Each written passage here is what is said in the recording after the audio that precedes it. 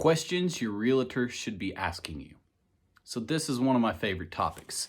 If you're a buyer and you come to me and you want me to be your realtor and you say, I have a pre-approval from my bank, that's wonderful. Would you be willing to get another pre-approval and have another conversation with a different lender? The reason why I'm asking you that question, I don't have a problem with your bank. I do, however, have a relationship with some other people that have worked with me before. We know how each other works. We trust each other. I know that I can pick up the phone on a Sunday and I can say, hey, I need this. Can you help? And I know they'll answer the phone. How many lenders do that? How many banks do that? I don't know. I don't have an answer for that. I don't really care what the answer to that question is. I just want to know if you have your pre-approval, that's great. Now we know that you can buy. Are you willing to have a conversation with a different lender?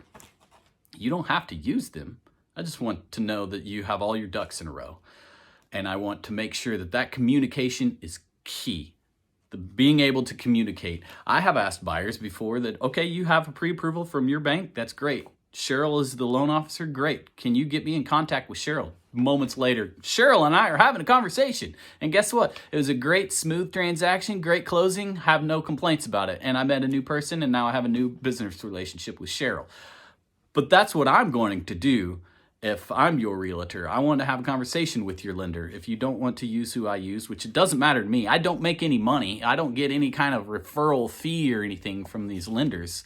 It's a business relationship with people that I know, like, and trust, that I know will do the job the way it needs to be done. So a question your realtor should be asking you is, are you willing to use the lender that I would like for you to use? And if not, great. Can you introduce me to your lender that you are currently using?